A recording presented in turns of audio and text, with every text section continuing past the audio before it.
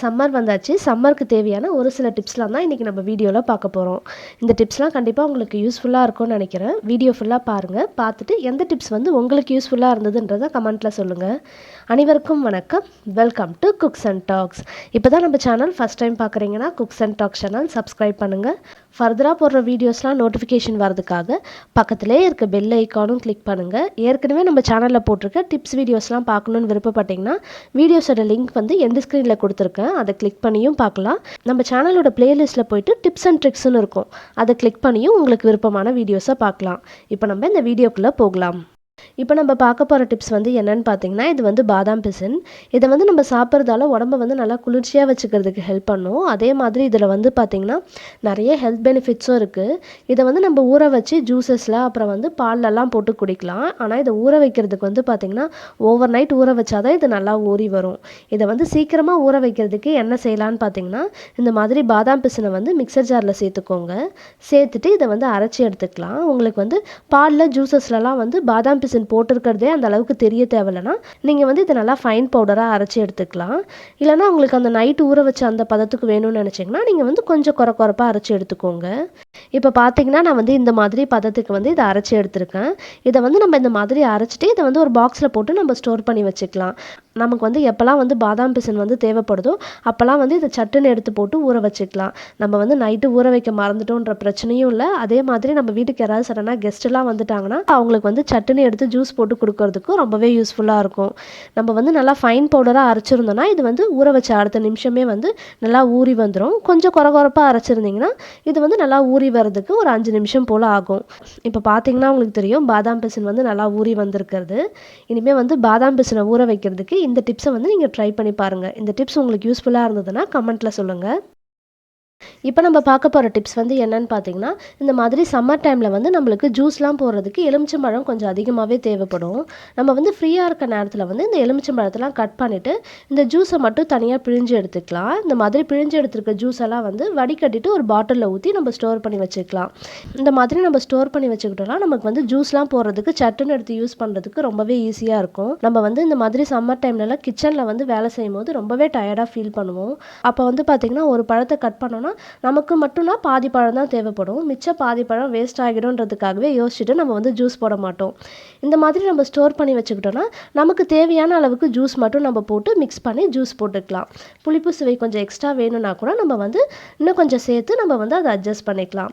So இந்த tips வந்து கண்டிப்பாக உங்களுக்கு யூஸ்ஃபுல்லாக இருக்கும்னு நினைக்கிறேன். ஜூஸ் போடுறதுக்கு தேவையான எலுமிச்சம்பழத்தை வந்து இந்த மாதிரி ஸ்டோர் பண்ணி வச்சுக்கோங்க.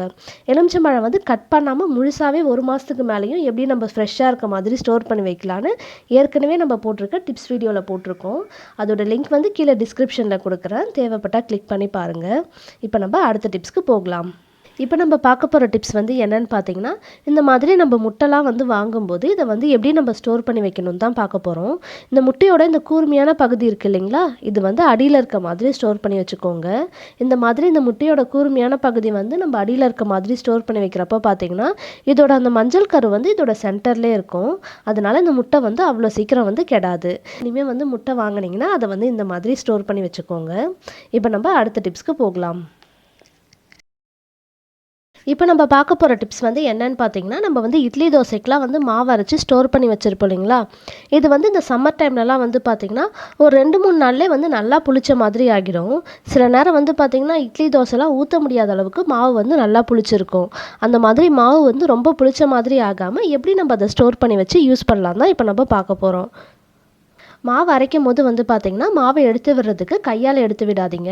இந்த மாதிரி வந்து மாவு எடுத்து விடுறதுக்கு கொடுத்துருப்பாங்க இல்லைங்களா, இதை வந்து யூஸ் பண்ணிக்கோங்க. மாவு அரைச்சி முடிச்சதுக்கப்புறமா இதில் உப்பு போடக்கூடாது. உப்பு போடாமல் இதை வந்து நல்லா கலந்து விட்டுக்கலாம். இந்த மாவு வந்து கலந்து விடும் போது பார்த்திங்கன்னா நம்ம வந்து கையை வச்சு கலந்து விடக்கூடாது. நம்ம வந்து கையை வச்சு கலந்து விட்டோம்னா மாவு வந்து சீக்கிரமாக புளிச்சிரும். அதனால் இந்த மாதிரி ஏதாவது ஒரு கரண்டி யூஸ் பண்ணி நல்லா கலந்து விட்டுக்கோங்க. இந்த மாதிரி மாவை நல்லா கலந்ததுக்கப்புறமா ஒரு 2 வேளைக்கு தேவையான மாவை மட்டும் சின்னதாக ஒரு பாத்திரத்தில் ஊற்றி வச்சுக்கலாம். ஊற்றிட்டு இதில் மட்டும் உப்பு போட்டு நல்லா கலந்து விட்டுக்கோங்க. மீதம் இருக்க மாவெல்லாம் வந்து ஒரு 2 நாளுக்கு தேவைப்படுற அளவுக்கு இந்த மாதிரி சின்ன சின்னதாக மூடி போட்ட பாத்திரத்தில் தனித்தனியாக ஊற்றி பிரித்து வச்சுக்கோங்க. நம்ம வந்து இந்த மாதிரி ஒரு சின்ன பாத்திரத்தில் உப்பு போட்டு கலந்து வச்சுருக்கோம் இல்லைங்களா, இதை மட்டும் வெளியில் வச்சு புளிக்க வச்சுக்கோங்க. இந்த மாதிரி சின்ன சின்னதாக மூடி போட்ட பாத்திரத்தில் ஊற்றி வச்சுருக்க மாவெல்லாம் வந்து உடனே எடுத்து ஃப்ரிட்ஜில் வச்சுருங்க. நான் வந்து பார்த்திங்கன்னா எப்பயுமே ஒரு 2 வேளைக்கு தேவையான மாவு மட்டும் இந்த மாதிரி சின்ன பாத்திரத்தில் ஊற்றி வெளியில் வச்சு புளிக்க வச்சுப்பேன். இந்த மாவு காலியானதுக்கப்புறமா நம்ம வந்து ஃப்ரிட்ஜில் வந்து சின்ன சின்ன பாத்திரத்தில் ஸ்டோர் பண்ணி வச்சுருக்கோம் இல்லைங்களா, அதை வந்து எடுத்து இதில் ஃபில் பண்ணிப்பேன். இந்த மாதிரி நம்ம ஸ்டோர் பண்ணி வச்சு யூஸ் பண்ணும்போது வந்து பார்த்திங்கன்னா மாவு வந்து ஒரு வாரம் வரைக்குமே ரொம்ப புளிக்காமல் நம்ம வச்சு யூஸ் பண்ண முடியும். இனிமேல் வந்து மாவு அரைச்சிங்கன்னா அதை வந்து இந்த மாதிரி ஸ்டோர் பண்ணி வச்சு யூஸ் பண்ணி பாருங்கள். இந்த டிப்ஸ் வந்து உங்களுக்கு யூஸ்ஃபுல்லாக இருந்ததுன்னா கமெண்ட்டில் சொல்லுங்கள். இப்போ நம்ம அடுத்த டிப்ஸ்க்கு போகலாம். இப்போ நம்ம பார்க்க போகிற டிப்ஸ் வந்து என்னென்னு பார்த்தீங்கன்னா, நீங்கள் வந்து இந்த சம்மர் டைமில் வந்து நிறைய ஐஸ்கிரீம்ஸ்லாம் செய்வீங்கன்னா கண்டிப்பாக இந்த டிப்ஸ் வந்து உங்களுக்கு ரொம்பவே யூஸ்ஃபுல்லாக இருக்கும். இந்த மாதிரி ஏதாவது ஒரு பிளேட்டில் வந்து கொஞ்சமாக நெய் அப்ளை பண்ணி எடுத்து வச்சுக்கோங்க. அதுக்கப்புறமா ஒரு தாளிப்பு கரண்டியில் வந்து ஒரு 100 கிராம் அளவுக்கு சர்க்கரை சேர்த்துக்கலாம். சர்க்கரை சேர்த்ததுக்கப்புறமா ஸ்டவ் ஆன் பண்ணி ஸ்டவ்வை வந்து லோ ஃப்ளேமில் மாற்றி வச்சுக்கிட்டு இந்த சர்க்கரையை வந்து நல்லா கலந்து விட்டு கரைச்சி எடுத்துக்கலாம். இதில் வந்து பார்த்திங்கன்னா தண்ணி எதுவும் சேர்க்கக்கூடாது. தண்ணி சேர்க்காம இதை வந்து நல்லா கலந்து விட்டு ஒரு தேன் கலருக்கு வர அளவுக்கு கரைச்சி எடுத்துக்கோங்க. நீங்கள் யூஸ் பண்ணுற தாளிப்பு கரண்டி வந்து கனமாக இருந்ததுன்னா நீங்கள் வந்து தாளிப்பு கரண்டியே யூஸ் பண்ணிக்கலாம். அப்படி இல்லைனா வந்து நல்லா அடிகனமாக இருக்க பாத்திரமாக யூஸ் பண்ணிக்கோங்க. இந்த சர்க்கரை வந்து தேன் கலருக்கு வர அளவுக்கு ரெடி பண்ணி எடுத்தாலே போதும். ரொம்ப டார்க் ஆகட்டும்னு வெயிட் பண்ணோன்னா இது வந்து கசக்கிற டேஸ்ட் வந்துடும். இப்போ பார்த்தீங்கன்னா சர்க்கரை வந்து நல்லா கரைஞ்சி இந்த மாதிரி ரெடி ஆகியிருக்கு. இப்போ இதில் நம்ம வந்து பட்டர் சேர்த்துக்கலாம். நான் வந்து 1 டீஸ்பூன் அளவுக்கு பட்டர் சேர்த்துக்கிறேன். சேர்த்துட்டு இதை வந்து நல்லா கலந்து விட்டுக்கலாம். பட்டர் சேர்த்து இதை நல்லா கலந்து விட்டதும் நம்ம இதில் வந்து நட்ஸ் சேர்த்துக்கலாம். நட்ஸ்லாம் நல்லா கிறிஸ்பியாக இருந்ததுன்னா அப்படியே சேர்த்துக்கலாம். இல்லைனா லைட்டாக வறுத்துட்டு சேர்த்துக்கோங்க. நான் வந்து கொஞ்சம் முந்திரியை சின்ன சின்னதாக உடச்சிட்டு வச்சுருக்கேன், அதை இதில் சேர்த்துக்கிறேன். அப்புறம் கொஞ்சம் பாதாமி சின்ன சின்னதாக உடச்சிட்டு வச்சுருக்கேன், அதையும் இதில் சேர்த்துக்கிறேன். சேர்த்துட்டு இதை வந்து நல்லா கலந்து விட்டுக்கலாம். இப்போ இதை வந்து ஏற்கனவே நெய் அப்ளை பண்ணி எடுத்து வச்சுருக்க பிளேட்டில் சேர்த்துக்கிறேன். இப்போ பார்த்தீங்கன்னா இது வந்து ஒரு 2 நிமிஷத்துக்குள்ளேயே நல்லாவே செட் ஆகிடும். இப்போ இதை வந்து கவுத்து விட்டு லைட்டாக மேலே தட்டி விட்டோன்னா இது வந்து அழகாக தனியாக வெளியில் வந்துடும். இப்போ இதை வந்து எடுத்து அப்படியே ஒரு கவரில் சேர்த்துக்கலாம். சேர்த்துட்டு இதை வந்து அப்படியே நம்ம உடச்சி எடுத்துக்கலாம்.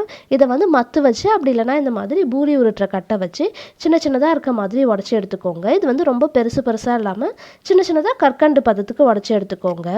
இப்போ பார்த்தீங்கன்னா நான் வந்து இதை இந்த மாதிரி உடச்சி எடுத்திருக்கேன். இதை வந்து நம்ம வந்து ஒரு பாக்ஸில் போட்டு ஸ்டோர் பண்ணி வச்சுக்கலாம். இது வந்து பார்த்திங்கன்னா பட்டர்ஸ்காட்ச் பேர்லின். நம்ம வந்து கேக் செய்யும் போது அப்புறம் வந்து ஐஸ்கிரீம் செய்யும் போதெல்லாம் இதை வந்து யூஸ் பண்ணிக்கலாம். இந்த டிப்ஸ் வந்து கண்டிப்பாக உங்களுக்கு யூஸ்ஃபுல்லாக இருக்கும்னு நினைக்கிறேன். யூஸ்ஃபுல்லாக இருந்ததுன்னா கமெண்ட்டில் சொல்லுங்கள். இப்போ அடுத்து நம்ம பார்க்க போகிற டிப்ஸ் வந்து என்னென்னு பார்த்தீங்கன்னா, நம்ம வந்து இந்த மாதிரி சம்மர் டைம்லலாம் தயிர்க்காக உரமோர் ஊற்றி வைக்கும்போது வந்து பார்த்திங்கன்னா சீக்கிரமாகவே ரொம்ப புளிச்ச மாதிரி ஆகிடும். அந்த மாதிரி ஆகாமல் இருக்கிறதுக்கு உங்ககிட்ட வந்து சின்ன சின்னதாக வந்து மண் பாத்திரம் இருந்ததுன்னா அதில் வந்து நம்ம உரமோர் ஊற்றி வைக்கலாம். ஒருவேளை உங்ககிட்ட வந்து மண் பாத்திரம் இல்லைன்னா நீங்கள் வந்து தயிர்க்காக உரம் ஊற்றி வச்சுருக்க பாத்திரத்துக்கு அடியில் வந்து ஒரு பாத்திரத்தில் தண்ணி வச்சுட்டு அது மேலே வந்து இந்த பாத்திரத்தை வச்சுக்கோங்க. இந்த மாதிரி வைக்கிறப்போ தயிர் வந்து அவ்வளோ சீக்கிரம் ரொம்ப புளிச்ச மாதிரி ஆகாது. அதே மாதிரி நம்ம வந்து தயிர் சாதம்லாம் வந்து மதியம் லஞ்சாக கட்டி கொடுத்து அனுப்புகிறோன்னு வச்சுக்கோங்களேன், மதியம் வந்து ரொம்ப புளிச்ச மாதிரி ஆகிடும். அந்த மாதிரி ரொம்ப புளிச்ச மாதிரி ஆகாமல் இருக்கிறதுக்கு சாதம் வந்து கிளறும் போது ஒரு 2 டேபிள் ஸ்பூன் அளவுக்கு பால் சேர்த்துக்கோங்க. பால் சேர்த்துட்டு நம்ம வந்து எப்பயுமே தயிர் ஊற்றி கலந்து கொடுக்குற மாதிரி கலந்து வந்து நம்ம சாப்பாடு கட்டி கொடுத்து அனுப்பலாம். இந்த மாதிரி நம்ம செய்கிறப்போ சாதம் மதியம் சாப்பிட்றதுக்கு அவங்களுக்கு வந்து ரொம்ப புளிக்காமல் கரெக்டான டேஸ்ட்டில் வந்து இருக்கும். இவ்வளோ நேரம் வீடியோ ஃபுல்லாக பார்த்ததுக்கு ரொம்பவே தேங்க்ஸ். இப்போ நம்ம பார்த்த டிப்ஸில் எந்த டிப்ஸ் வந்து உங்களுக்கு யூஸ்ஃபுல்லாக இருந்ததுன்றதை கமெண்ட்டில் சொல்லுங்கள். இந்த வீடியோ உங்களுக்கு பிடிச்சிருந்ததுன்னா லைக் பண்ணுங்கள். உங்கள் ஃப்ரெண்ட்ஸ் அண்ட் ரிலேட்டிவ்ஸ் யாருக்காவது தேவைப்படும்னு நினச்சிங்கன்னா ஷேர் பண்ணுங்கள். Cooks and talk channel subscribe பண்ணுங்கள். ஃபர்தராக போகிற வீடியோஸ்லாம் நோட்டிஃபிகேஷன் வரதுக்காக பக்கத்துலேயே இருக்க பெல் ஐக்கானும் கிளிக் பண்ணுங்கள். தேங்க்யூ ஃபார் வாட்சிங்.